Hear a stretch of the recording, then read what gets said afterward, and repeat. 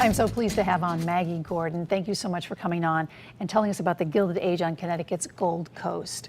And writing this book, was it a labor of love for you? Yeah, it definitely was. You told me you wrote it in 3 months. Just about 3 months, yeah. You did all the research prior and then started writing? No, actually, I did a lot of it at the same time. I had some ideas for where I was going to go with things, but the historical societies in the area of Stamford and Greenwich and Darien, they're open on certain days of the week, so I would kind of shift my work schedule around and go there on, say, a Thursday and do as much research as possible, then work through it the rest of the week and write while I was doing all of that. Now, we should say you're a reporter, so you write for life. Yes. But this is different kind of writing than writing for the Greenwich Time, and the other publications that you write for are what? I write for the Greenwich Times, Stamford Advocate, Danbury News Times, and the Connecticut Post, all of which are the Hearst newspapers in Connecticut. Did you tell them you were doing this? I did. I kind of asked permission. I was like, it's going to be okay if I have to leave at a normal hour some nights, right? And they said, yeah, they said, go for it. We'd love it. What did you uncover as you were writing about Connecticut's Gold Coast, the Gilded Age? We should say that the Gold Coast is pretty gold right now. That's what people know about it. But it was even more gold in the years that you wrote about. Give me an idea of some of the opulence that you wrote about in these communities. Oh my goodness, some of the stories that came into this book, I was reading through oral histories in the different libraries and historical societies, and they were talking about dinner parties where Charlie Chaplin would come as entertainment. You know, these people, some of them had 100-foot steam yachts that could go down the Amazon River, and there were Carnegies here, there were Rockefellers, and you know, I think a lot of people, they think Gilded Age, they think mansions, they think Newport. It wasn't quite to that sort of, you know, marble house scale, but obviously. Not shabby. But it was, you know, in one of the things that I uncovered, it kind of referred to Belhaven and the shore section of Greenwich as a little sister of Newport, which I think is a pretty fair description of what this area was like back then. Describe it for me. And this is turn of the century?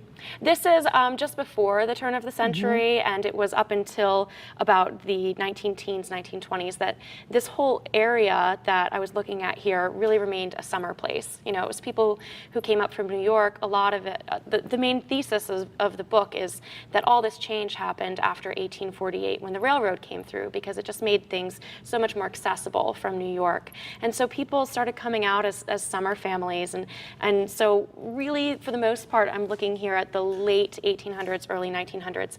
But you know, you have places like this. This photo here was a club owned by Boss Tweed, you know, of Tammany Hall fame, and these are his Tammany Hall guys. And there were these reports that I found in the New York Times describing the linens and the stitching in Go the ahead, furniture. Describe for and us. They said that, you know, Russian oligarchs would not have had as luxurious of furniture and furnishings as they found in there. And they had all of these books, like these really ornate book covers, and you know, the golden pages that had never been opened. They were just basically there for show, and that's just the opulence then. You know, it was before tax codes had changed, so you had money, you got to spend all your money, and they did, and they spent it here. And there were some speakeasies hanging around in that area too in the 1920s that I've kind of read about too, because it was so close to New York City. What did you leave on the cutting room floor that you weren't able to get in this book, that you thought, oh gosh, if I had just gotten that chapter in? There's a really neat story I was thinking about the other day, actually, because I did a talk at the Ferguson Library in Stamford, which is where I live. And the Ferguson brothers had lived in Stamford in the mid to late 1800s. And one of them had gotten sick. And back then, I think he had tuberculosis. Back then, the cure for that was just a lot of fresh air. So they got on this clipper ship, which was named the Hornet, and went out to sea. They ended up getting shipwrecked, and they were lost at sea for weeks and weeks and weeks, to the point where they were rationed out, you know, shoe leather, and they were each given a gun and a bullet, and basically the end was near. All of a sudden, they shipwreck onto Oahu in Hawaii, and who's there but Mark Twain, who writes a story about them, sends it back to the newspapers in San Francisco, and later on in his life said that was really where his career started. You know, people had always talked about the jumping frog competition being where Mark Twain got his start, but he said it was really just that story about two brothers from Stamford, Connecticut. And I mean, there are just so many stories that you would never believe, took place 3 blocks down the street from where I live or across the street from the train station and that kind of stuff. But the history that we have is so rich, and there's so many of these stories that I just could not get them all in. Do you think we care enough about history, and do you think we need to stress it more? Because I can hear the passion in your voice as you're writing about a place which you call home and finding out, oh gosh, this happened across the street from me or down the block from me. I kind of think that we're all just sort of passing through time, but think of where all these great people were just, inches in front of you or feet in front of you. Do we pay enough attention to history, and what has the reception been to your book? The reception's been pretty good. I've been able to talk to a lot of people in the community who have liked it, enjoyed it, bought it. I think that some people do pay a good amount of attention to history, and some people just don't. We're living in a time where now is what matters, and that's just kind of how we're socially constructed at this moment in our history. But yeah, it's like you said, you could live in a house your whole life. Say you have a house in Stamford or in Darien, and you could never know that there was this incredibly interesting person that lived there before you. You could never know the history of it. And now a lot of what's happening is you're seeing these houses torn down. So these histories kind of turn into ghosts. And I think there's room to rediscover and appreciate the stories that really make where we live what it is now.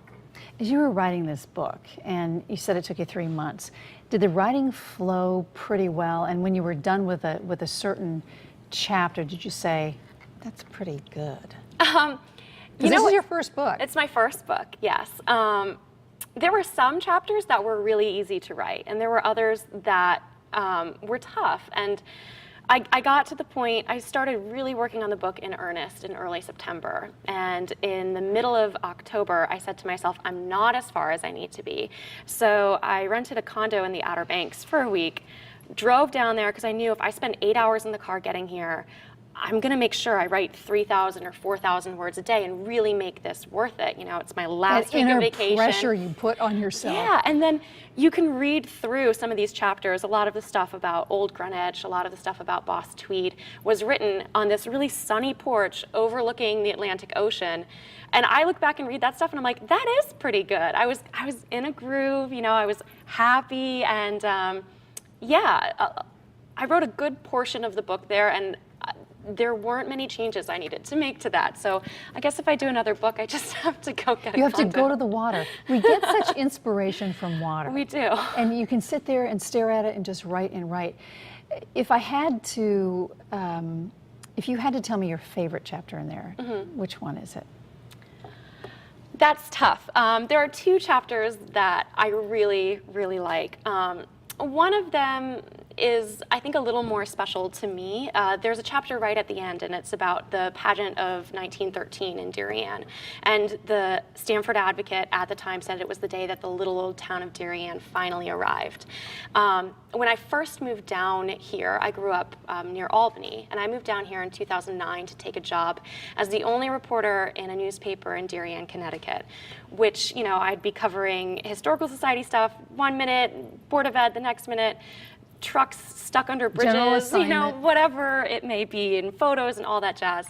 And one of the first things that I did was the Historical Society there opened up its new location.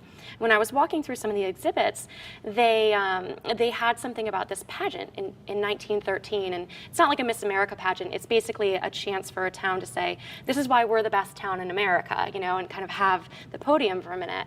And I remember thinking to myself, wow, I can't wait until 2013 so I can do this huge 100-year story on this. Never thinking that by the time 2013 would roll around, I wouldn't be working in Darien anymore. It was a little less than a year when I went over to the paper in Stamford. And this gave me my chance in 2013 to get to write about that first story that really energized me when I came down here. So for me, writing about the pageant of Darien, I think was one of the more exciting things I got to do in this book. Other books are coming, you think? You've given birth to this one. You said it's been about 3 months since this is out and you're talking about it. And so once you have a book out, and this is tactile and people are holding it, so the thirst is on to do more? Yeah, I have some ideas. When they first called me, the publisher History Press, they called me last April because I had done, for the feature I do for the papers, Trending with Maggie Gordon, I had done a feature on this flea market up in New Milford, Elephant's Trunk Flea Market. I know it, have been there, love it. Well, I fell in love with that HGTV show about it. Sure. And so I wanted to do a story on it. And they called me and they asked if I would write a book about this flea market. And I said to myself, I really don't know if I can do that. I don't know much about it. I'm not from New Milford. I don't live in New Milford. There'd be just so much to do. But I said to them, would you be interested in a different book? And this is the first one that I pitched. And they said, we love it, let's do it. But when we were talking back and forth, I did have probably like 7 or 8 different ideas of, if they hadn't taken my first pitch, what else would I want to do? So I have some ideas rolling around. I think I'll wait a little while to, have a bit more normalcy in my life.